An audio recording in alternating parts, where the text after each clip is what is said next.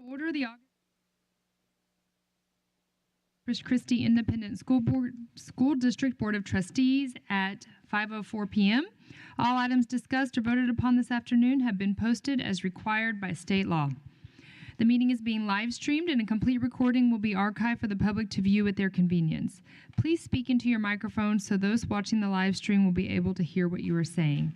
At this time, I will call roll to establish a quorum. Eric Villarreal. Here. Don Clark. Here. Dr. Alice Upshaw Hawkins. Marty Bell. Here. S. Jaime Arredondo. Here. Steve Barrera. Present. And I am Dolly Gonzalez-Trolley. A quorum has been established and we will proceed with the agenda. First, we have our invocation by Mr. Nelson.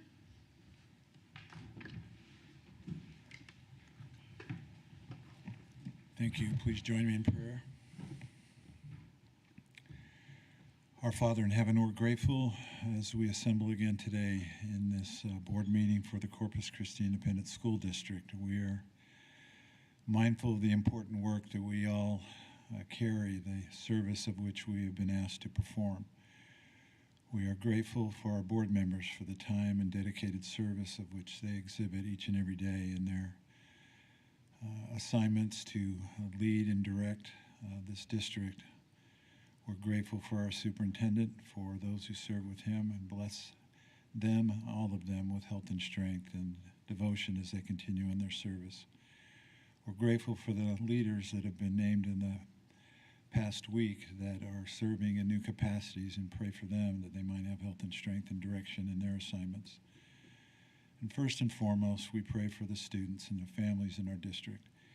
We celebrate an upcoming year that will commence tomorrow, and pray that thou will bless each and every one of our students with increased devotion for the desire and ability to learn, to excitement, to be grateful to be a part of this wonderful school district, and pray that will bless us all with dedicated service and devotion as we go forward in a new school year.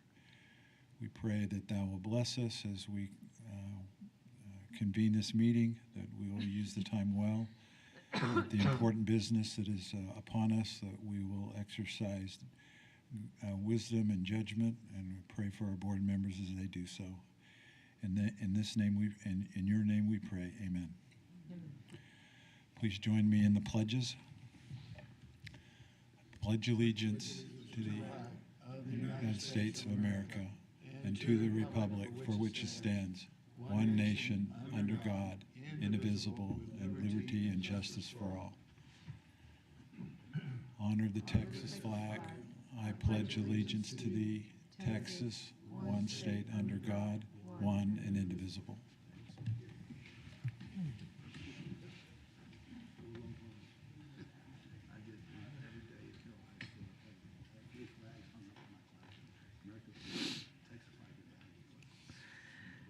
Next, we're going to have our district mission and vision. Mr. Arredondo, could you share our district mission with us? Yes. The mission for CCI ISD is develop the hearts and minds of all our students, preparing them to be lifelong learners and to continue their education into the world of work and become positive citizens. Productive citizens, I'm sorry. That's it. And our district vision. Our vision is to be a world-class school system where every student is a learner, every learner is a graduate, and every graduate is a success. Next, we're going to go to our audience participation of non-agenda comments. Before we do that, I'm going to remind everybody as we begin audience participation and public comment portion of our board meeting, we remind those who have submitted registration cards of the following board policy BED local requirements. Questions and comments must be addressed to the board, not to individual persons. 3 minutes shall be allotted to each speaker who wishes to comment on non-agenda issues. Speakers or others who make personal attacks against individuals or use abusive or defamatory language or gestures shall be ruled out of order and may be escorted from the boardroom by security staff. Expressions of hostility, including handheld placards and behaviors such as booing, clapping, or cheering, shall be prohibited before the board. The board shall not tolerate disruption of the meeting by members of the audience. If, after at least one warning from the presiding officer, Any individual continues to disrupt the meeting by his or her words or actions, the presiding officer may request assistance from law enforcement officials to have the individual removed from the meeting. Lastly, those having public comment should not approach the rostrum or members of the board during the meeting. Any materials for the board should be given to the board's administrative assistant. With that, we have one person signed up for public comment today, and that is Virginia Garza.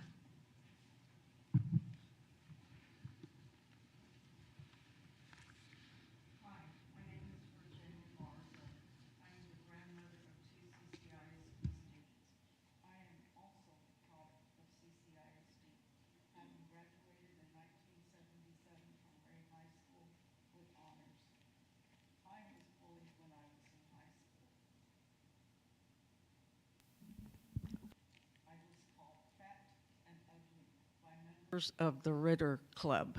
That was a club for jocks. But I knew that that was not my problem. It was them who had the problem, so I let it slide. Fast forward 50 years later, the 2025-2026 school year. Imagine you're pulled from a room the second week of school. They handcuff you and search you multiple times, all because someone called and said you had brought a gun to school, and there is nothing there. Imagine being hit upside the back of the head, assaulted. Imagine someone calling you names, ugly names. Imagine someone coming up to you in the lunch line and telling you to go kill yourself. And you report it the way they told you to report it, and the person forgets to tell the ones that are in charge.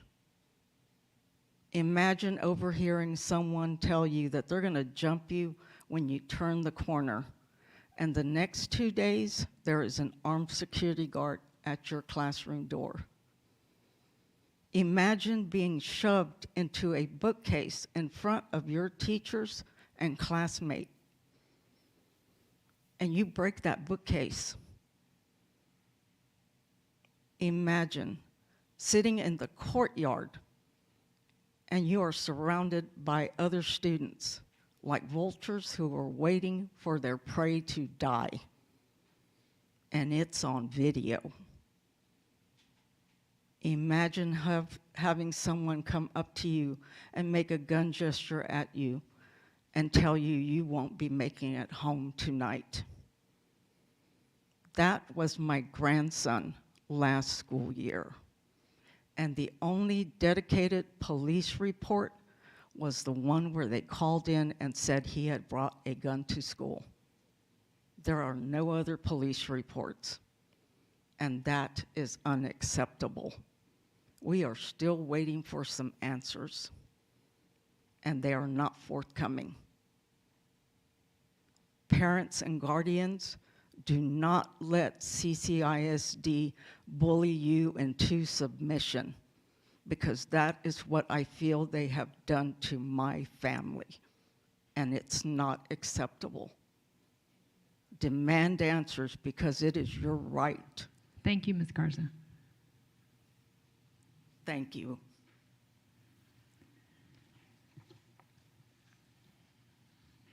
Okay, we have next our special recognitions, and Ms. Libby.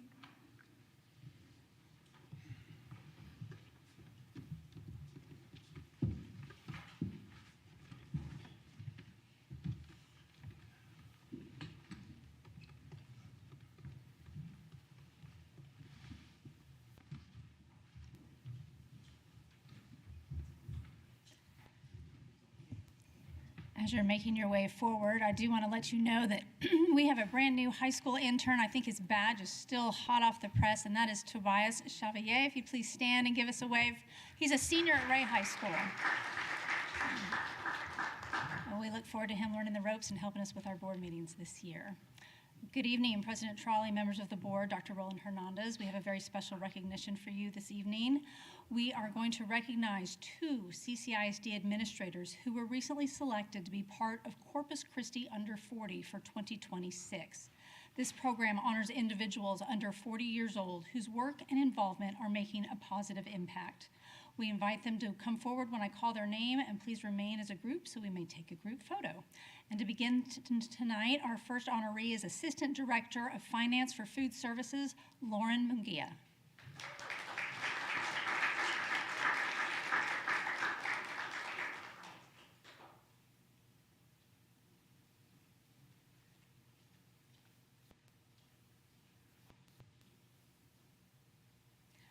Also honored, Executive Director for Construction and Project Management, Trent Wagner.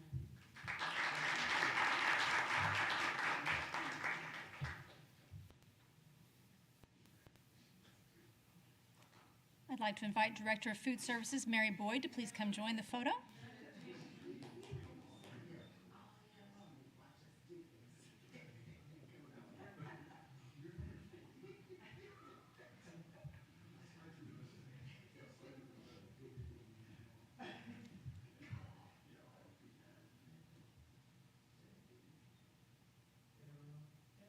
Hold on, Trent. Flip yours, please.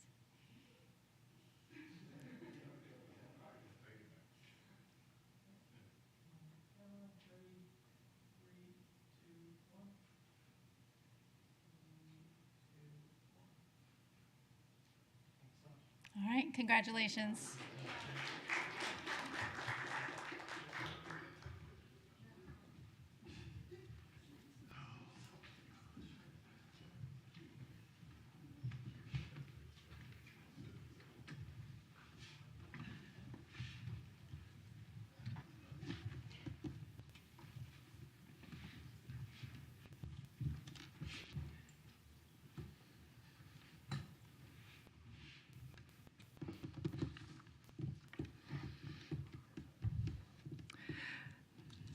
The Board of Trustees will now enter into closed session at 5:16 p.m. pursuant to Texas Government Code Sections 551.071, 551.072, and 551.074.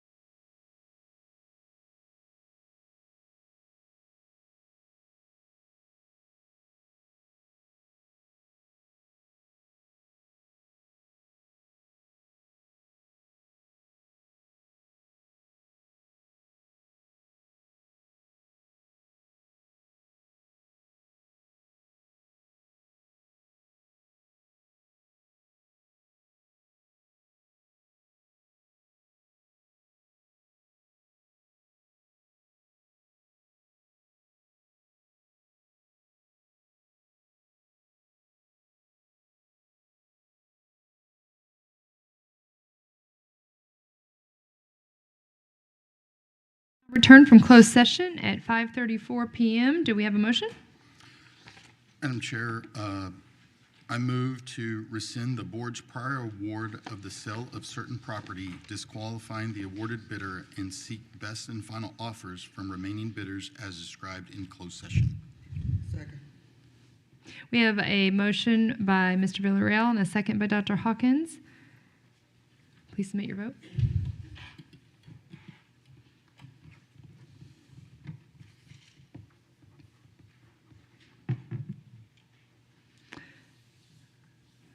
Okay, we don't have our screen up, but motion passes.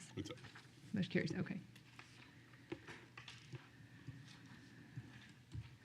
Okay, and next we have our consent, administrative report. I read the wrong thing. Administrative report, we have Ms. Cindy Pettis. Professional development plan for 2026-27.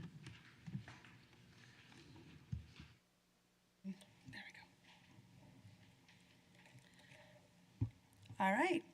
Good evening, President Trolley, Dr. Hernandez, and members of the board. My name is Cindy Pettis, and I'm the Director for Professional Learning. It's my pleasure to be with you tonight to share with you our learning plan for the 26-27 school year, while highlighting many of the accomplishments from our 25-26 school year. At this time, I would like to publicly thank my team, pictured here, for their hard work. While our office is widely known for organizing high-quality professional learning opportunities across the district, these outstanding professionals also lead and manage many of the critical initiatives that support our educators every day. Their responsibilities include overseeing the Eduphoria Professional Learning Platform, coordinating our teacher induction and onboarding process, managing the district's mentor program, facilitating the district's Texas Reading Academy cohorts, and ensuring the day-to-day administration of Title II compliance and program requirements. Our work also includes serving as the fiscal agent for equitable services provided to more than 10 private nonprofit schools. Their dedication, expertise, and commitment behind the scenes are instrumental in supporting our teachers, campus leaders, and staff, ultimately improving outcomes for our students. Our mission remains focused on designing learning experiences that increase student outcomes while aligning to our vision of keeping it real, relevant, engaging, authentic, and long-lasting. Our district professional learning plan continues to be guided by the 3 points identified in Senate Bill 1267. The first is that our professional learning plan be guided by the State Board of Education Clearinghouse List recommendations. Number 2, to note any differences and keep them on file at the local level. Happy to report that our plan is fully compliant and does not require the notation of any differences in our policy and the clearinghouse list. And third, to provide a schedule of trainings to all of our employees. Our employees do receive schedules of all trainings in a variety of formats. The clearinghouse list is the first requirement of Senate Bill 1267 and identifies 7 topics as best practices and industry recommendations regarding specific trainings that school districts must provide for educators and other school personnel. All of the 7 recommended topics are included in our professional learning plan. These topics are provided at events such as new teacher orientation, making connections, tech to teach, half-day PD days, campus and district professional learning communities, more commonly referred to as PLCs, as well as faculty meetings. Effective professional learning begins with clear and consistent communication. The Office of Professional Learning provides multiple avenues to ensure teachers, leaders, and staff have timely access to professional learning opportunities, required training, and important dates. Our primary communication tools include the Professional Learning Canvas Hub, the Professional Learning Links magazine, the Professional Development Handbook, the Eduphoria Strive platform, the new Public School Works notifications, and the Principal Week at a glance. Together, these resources provide a centralized system for registration, compliance, professional learning documentation, and ongoing communication, ensuring employees have the information they need to engage in continuous professional growth. Our district works very hard to ensure that all learners receive the best possible learning experiences to support their work every day. Our curriculum and instruction team works very hard to create learning environments that mirror classroom best practices. Again, this is accomplished through PLCs, professional development, contracting experts in the field, induction and onboarding programs, mentoring, online learning platforms, and state and local conferences. By contracting with industry experts, we are able to capture all of the teachers in certain areas that might not otherwise get the individualized learning experiences they need. For example, languages other than English, ASL, fine arts, AVID, pre-kindergarten, and special education, to name a few. The district uses Title II funds to ensure that all educators receive what they need to be successful. Professional learning is an investment in our people. We support teachers through onboarding, mentoring, teacher residency, professional learning communities, conferences, and compliance training, while also developing campus leaders through leadership academies, coaching, PLCs, and new administrator support. This work reflects the collaborative efforts of every department within curriculum and instruction, alongside our assistant superintendents for school leadership to provide meaningful job-embedded professional learning that meets the needs of our educators. Together, we are building the capacity of teachers and leaders to strengthen instruction and improve student outcomes. Pictured here are a group of CCISD teachers who served as presenters throughout the 25-26 school year for their colleagues. In an effort to help build their skill sets and capacity, they were invited to attend the Elevate conference in June. I would like to share an email that was sent to me by one of these amazing teachers. And I quote, "What an incredible experience attending this year's Elevate conference. From inspiring keynote speakers and engaging workshops to meaningful conversations with my colleagues. Every moment was filled with opportunities to learn, grow, and be reminded of why we love teaching. We are all returning home with a renewed motivation and a heart full of gratitude for the amazing educators we had the chance to meet. Thank you to everyone who helped make this conference such a memorable experience." End quote. Other teacher presenters attended the conference for the advancement of mathematics, while all teachers and staff were given an opportunity to attend the Me by the Sea conference at Texas A&M University, Corpus Christi. Without our amazing presenters, we would not be able to provide conference-style professional learning experiences throughout the year. CCISD is deeply committed to fostering professional growth and developing a strong pipeline of highly effective educators. Through the LASSO 4 grant, CCISD proudly participates in the Preparing and Retaining Educators Through Partnerships allotment, commonly referred to as the PREP allotment. The Office of Professional Learning currently oversees 3 PREP initiatives designed to strengthen and support the educator workforce. These programs provide pathways for paraprofessionals to earn a college degree, prepare future teachers through a teacher residency model, and support first and second year teachers through the Texas Mentor Program. Together, these initiatives help recruit, prepare, and retain outstanding educators who positively impact student success. One notable increase in the amount of resident teachers we have.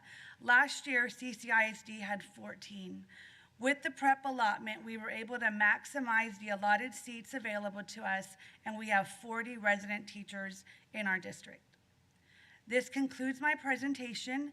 Thank you for your continued support. Do you have any questions?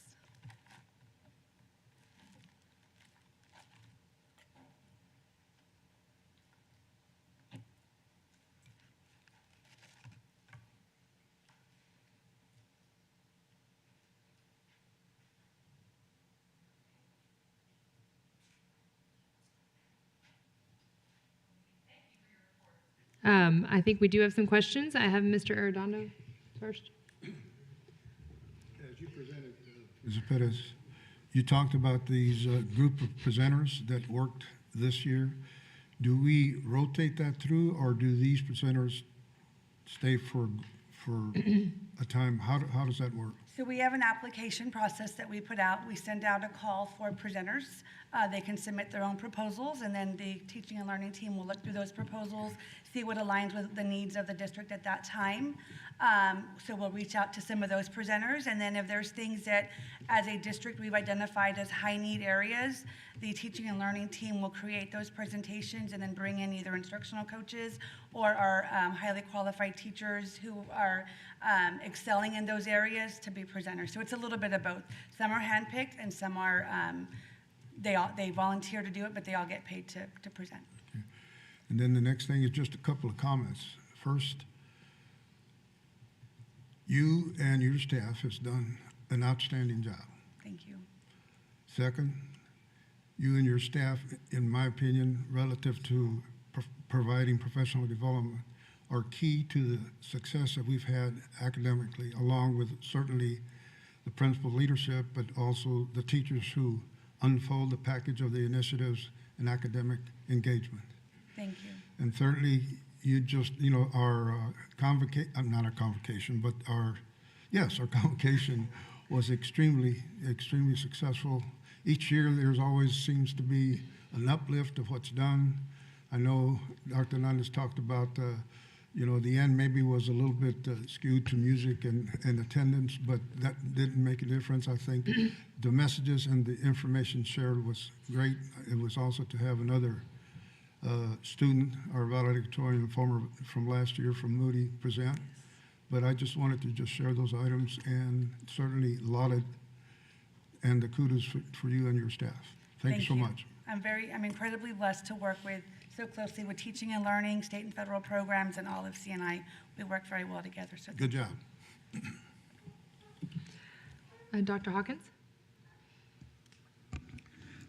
Cindy, thank you for your report. And I'd like to just piggyback and echo what my colleague has said about the professionalism, about the convocations. I do want to pass on my admiration for the young lady that spoke. She had extreme stage presence, and there didn't seem, maybe if she was nervous, we did not see it. And so if you would pass that on to her and let her know that I thought that her speech and her address to us was very well done. And I'm really proud that these are the kinds of students that we are producing in CCISD. She makes us proud. So, right? I agree. Okay. So my other question is about the pre-service resident teachers. Are these people paid? They are, and I'm happy to answer any questions about that, but I also have notification that my next board report is about those three things, so I'll answer your question, but just know I am gonna have a very detailed report on recruitment, retention, and retaining. Okay, well, I'll be quiet. I will be quiet, and I will wait for that. I will anxiously wait for the report. Okay. Thank you. So that's all I had, Okay. but my regards to the young lady. Thank you. You didn't have to. Mr. Clark? Cece, thanks. A couple quick questions. I'm going back to your clearinghouse page, and I know this is geared to teachers. My question is going to be more general. The suicide prevention, do we still have the phone-in mechanism for other students to report and solicit help that we have had in the past? Is that still up and going this year? I see Mr. Walker is saying yes in the background. Okay, good enough for me. He's a pretty reputable guy, I'll believe him. Item number 6 says awareness of trauma-informed care. Is that AED training? No, this is training that's required of first-year teachers, new teachers. So during new teacher orientation, Lee O'Neill, who's our coordinator for counseling services, comes in and does a brief presentation on trauma-informed. Do we do AED training for our teachers throughout schools? Coaches have to go. The coaches do it, Just the part coaches? of the CPR. I know when it first rolled out, we did get training. I don't know Well, but AED and There's- CPR is two. I think I can answer this a little bit, and I don't want to get it wrong, but I think we talk about the safety and security. There's a certain number of key At every personnel on each campus that has campus to that have is that trained to training. do it. It's not just coaches. There's multiple people on Now, I do campus. know that for the AED, we do have to, we have a log that we have to check every day that we've gone to make sure the batteries are still good. So if that's part of the training, we do that. Or we oversee that. So the next one may be actually for Mr. Walker, and glad you're here. Congratulations on being in this room, sorta. I swear, because I've had 3 kids who have gone through your facility, that y'all offered some training to select students as well on the AEDs. I don't remember if it was via Power Hour or if it was something else. Is that being done at other high schools as well? Is that still, it's a life-saving measure that we probably need to make sure that they are eligible to be used by appropriate people. Oh, here comes Dr. Wilson. This might be the last time we hear from Dr. Wilson. No, we This is a we little have some sad. time together, fortunately for me. Good afternoon, Dr. Wilson. Bruce Wilson. We do not require that training or provide it at all the high schools, but it is a great idea that we can explore to see how we can integrate the AED training in make that available for students. But we have not in the past had that available. At all the schools. At all the It's schools. been at some. At some. I know but it's not- been at one. Yes, but not at all the schools. We Okay. had not put that out before, but that's something we could definitely do. Sounds great. Okay. Thank you.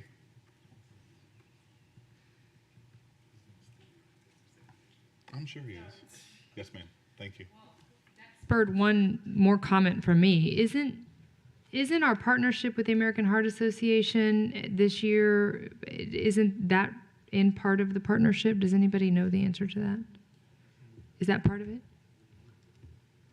Right. We're one of the only school districts in the country that's doing that, right? Right, we did. We brought in the American Heart Association, and they provided training for all of every one of our schools, actually. And then we also train our health teachers, and we do that as well. So I'll let Lee take it. Hello. Yes, part of the District of Lifesavers is all of our high schools specifically, yes, every student in high school has to have CPR and AED training. And then all campuses will be exposed to some level, depending on what grade level they are, some level of training in regards to CPR, what it is, how, what it can do for them. So it is quite a feather in our cap. We're really quite ahead of on this. Yes, the District It's- of Lifesavers was new this past year. We are just putting it into effect. It's brand new. This school year. Seniors have to be certified as part of their graduation. Yeah.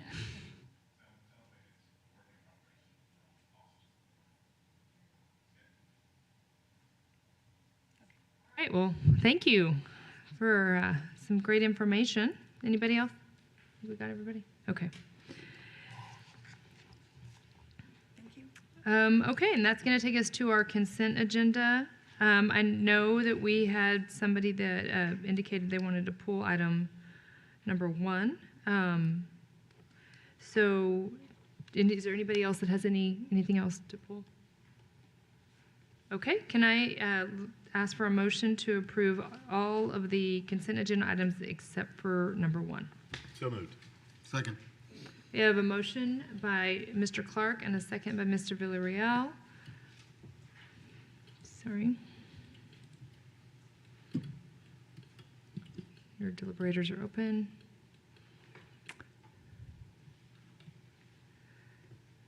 Motion carries.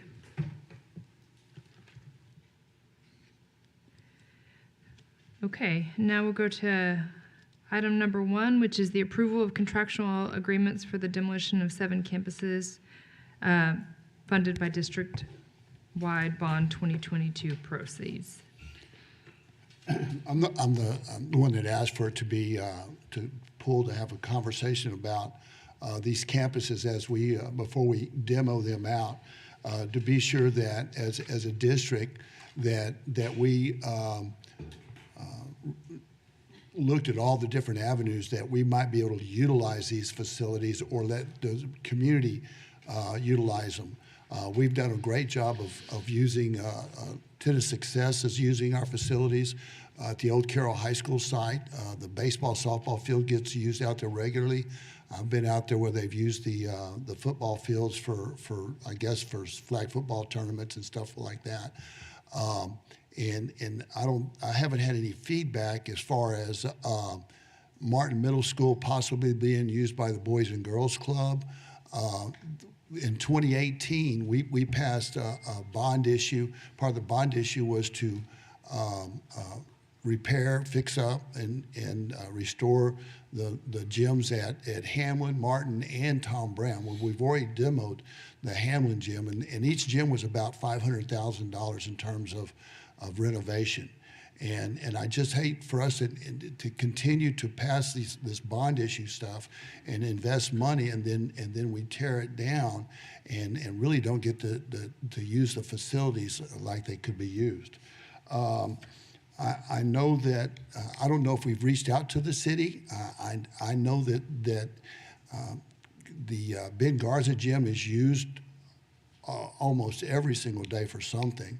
And between our volleyball and our girls and boys basketball and cheer and wrestling, that if we had a gymnasium available to our community, it would probably be used, if not every day, at least 2 or 3 days out of every week. And so, yeah, I understand that we need to go ahead and demo these so that they don't become a place where all of a sudden we have people destroying it like they did the Oak Carroll High School. But at the same time, I think there might be an opportunity for us to step back and take a look and carve out some of these facilities and maybe see if there might be some community folks that might be able to utilize them before, because once they're gone, they're gone. And we miss a huge opportunity with the Cantu gym. And I just hate to see us not utilize these facilities, even if it's just carving out a small portion of them. Thank you.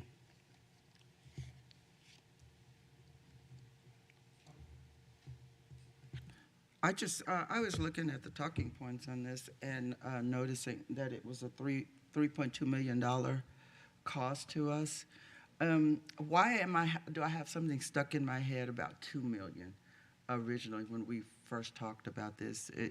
Am I on track here, or am I thinking about something else? I think the list that Ms. Griffith showed us of all the different items that we needed to do, parking lots and weight rooms and demo and stuff like that, I think it was $2.8 million initially. I don't know why the cost went at $400,000. Somebody can correct me if I'm wrong. I would say, I would say that what was given to us is probably a cost estimate. And once we went out for bids and, the contractors brought in their bid, their actual prices, that's the disparity there. Where would we have gotten our original cost estimates from? The original were just budgetary numbers. Yeah, And it was I'm sorry, what'd you say? budgetary numbers. There were 2.8 million. I would think that the architect who Yeah. was in charge, they provided cost estimate. That's who gave us the original estimates. Yeah. It was underestimated about $1 million. It's actually 400,000. 400,000. Yes, sir. The original estimates were probably around 8 to 10 months ago, Yes. and we've waited quite a bit to go out for bids. I would also add in talking to Arnulfo, because of the number of sites being demolished, the low bidder, we can't just give everything to the low bidder and then they do 6 at one time. That's just not physically, it's not physically possible. So having to, I think in this case, it's more of an art than a science, having the budget, getting the low bidder, making sure they're qualified, how many can they handle, okay, then moving on to the next, and then kind of trying to put those pieces together. Right. I really don't have a problem with. No, I was Yeah. really asking her. $400,000. Well, I was just asking the question because that $2 million was stuck in my head. And so you guys have satisfied me. I don't need any more explanations. I was concerned about utilize. We moved the Cirque over to Haas Middle School, I think is a great idea. I really, we're going to put a parking lot in over there. We built a wing over there when we closed Cullen Middle School, and that might be a facility that down the road we may reconstitute that and open it back up as a middle school, which I think is a great idea. But at least we're not destroying Haas Middle School, and it's a very viable building, and it's upgrading what we have in our district for our teachers and folks to use. I just hate to see us, we passed bonds. We had $6 million in bonds at the old Carroll High School, and we tore it down. And the same thing where we have 3 gyms that we went and renovated, and because they needed it. And now, we get 5 years or 6 years of use out of it, and now we're just going to tear them down. I really think we can carve them out, at least the Tom Brown gym, and use that all the time. And that's the only reason why I pulled this out. And, if we decide to demo it, it's too bad, so sad for me and for our community and our students. I'll give you a good example. I had somebody reach out to me that wanted to use the Ray High School gymnasium for 4 Saturdays for 4 hours a day to do basketball training and run a basketball league, something he does all the time. And he was quoted an $11,000 rental fee for those Saturdays and whatnot, which was not he couldn't do it. It wasn't feasible for him. So he goes over to London, and in the same time frame, same Saturdays, 4 hours, and his cost came in under $2,000. Well, the majority of the kids that were going to be at Ray High School going through the training are CCISD kids. And now these CCISD kids are going over to London, which I don't think is a very good look for us, because all of a sudden we have mom and dads saying, well, it's not too far for me to take our kids to London, and the facilities are not too bad. And they're building a lot of facilities as far as that goes. So we don't have a facility that could use this over here. And yeah, that might get messed up a little bit, but it's not going to be one of our campus facilities. And so I just think that once we demo this stuff, once we come in, and it's done. And so the question is, well, can we strategically cut out the part of this or part of that? Well, you go look at the old Carroll High School, and they left all sorts of stuff standing over there that was a lot more workaround than cutting that gym out. That's why I wanted to have one more conversation about it before we go forward with destroying all these properties and whatnot. I don't really disagree with what Mr. Bell is saying. I would just kind of be reminded that we did that with Cullen, and we kept the gymnasium. And similar to Carroll, even with fences around it, any buildings that are just standalone buildings or vacant become invitations. And lots of broken windows and just people getting into the buildings. Being a school is different than just a standalone gymnasium or something like that. And then the whole reason all along was just to help the district realize savings. So maintaining air conditions, electricity every day, maintenance of the surroundings of the property, and then responding to any attempted, intruders. So, yeah. Those are just the things that are real stories that we dealt with the old Cock Wilson, Cullen, Carroll, among others. And I understand that. I understand that there's going to be a cost for security and whatnot. You point out the Cock Wilson gym, Cullen gym being, and the Cock Wilson. Both of those gyms were maintained or were saved. And now we have 2 elementary schools that have gymnasiums that I'm sure they use every single day. I understand that, reaching out to the city, we might be able to have a partnership of some kind to where they would have maybe can partner with us to absorb some of those costs, or because once it starts getting used, it's going to get used, and there's going to be people there all the time that I think would actually cut down on any kind of vandalism. I think much like Ben Garza or the Cabinets Gymnasium there. They get used all the time, and I hate for us to lose that opportunity for our community and for our kiddos, and because once they're torn down, and that's the only reason I had it pulled. I want to have a conversation about that, or at least y'all listen to me while I talk. Move to approve item A1 on the consent agenda. Is there a second? Trying. Second. We have a motion and by Mr. Villarreal and a second by Mr. Clark on A1.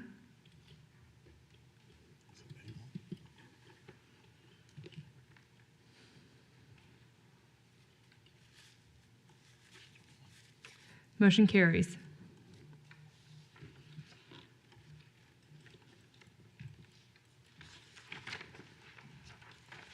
Okay. That is going to take us to our calendar.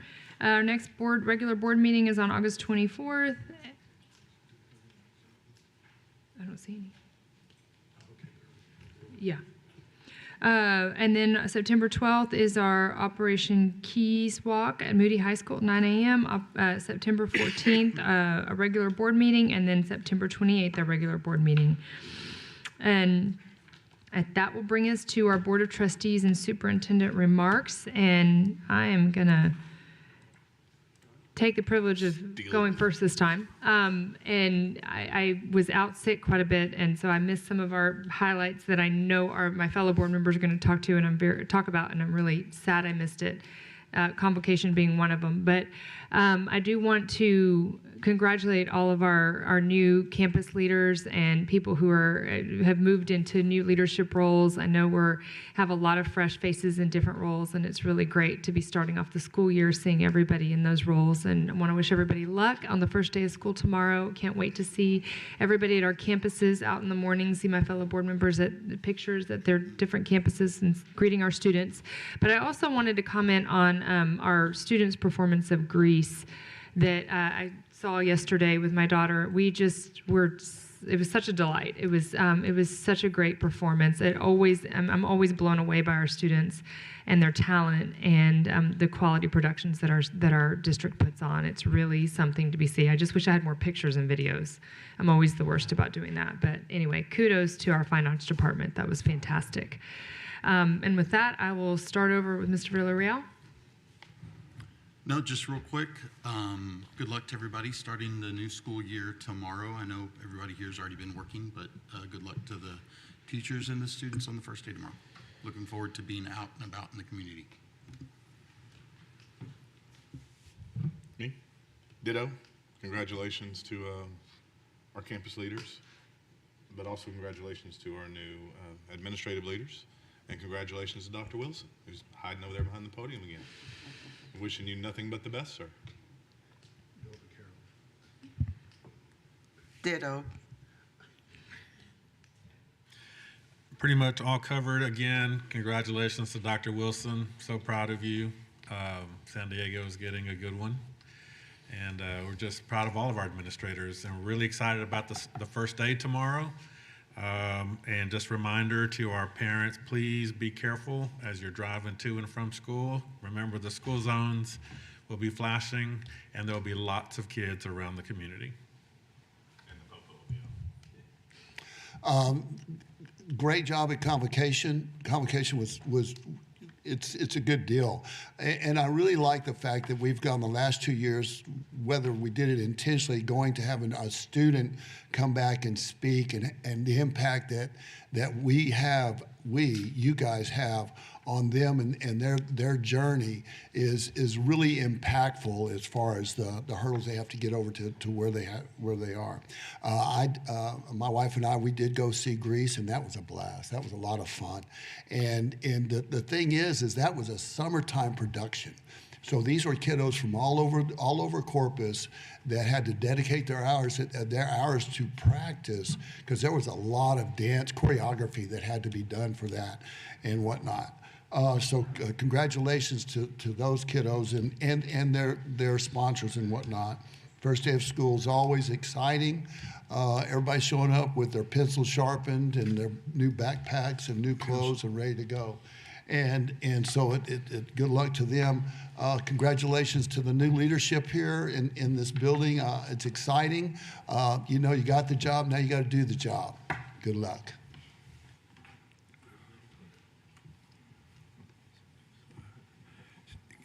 Six dittos, if I may. But again, I really do want to extend the congratulations for obviously the field administrators, the principals, assistant principals, and all the resource staff that helps each of the schools in their promotions. I think we're going to be starting the year with lots of enthusiasm relative to the results that we had last year, and it's a point of succeeding to contain the purpose and do the work to continue our success. Also, congratulations to the inter-administrative staff here, all our new administrators, and saying one of the things, having done a little bit of this work sometime in the past, that as we work with our staffs in our schools and our leadership at the campuses, it's you become the people that they trust to make sure that as they have questions and they need issues to be addressed, that you continue the work of support and engagement with them so that we continue the success and to get the appropriate responses and support that are requested and or shared. The last thing is just everyone have a safe beginning. Look forward to being out in the schools tomorrow, and also look forward to being out in the schools more often this year. Just a pledge for myself and for working with the schools that I'm responsible for, but all the other schools that are part of the success of our community and the students. Thank you very much. I want to give a special shout outs to Sandy. Sandy Natalie Thigpen was my student at Montclair Elementary, and I knew she was going to be special because she used to bring me Girl Scout cookies every morning. So I knew she was going to. But she did a phenomenal. Oh, they all did a phenomenal job. My wife, I could not get her. I was like, honey, you're not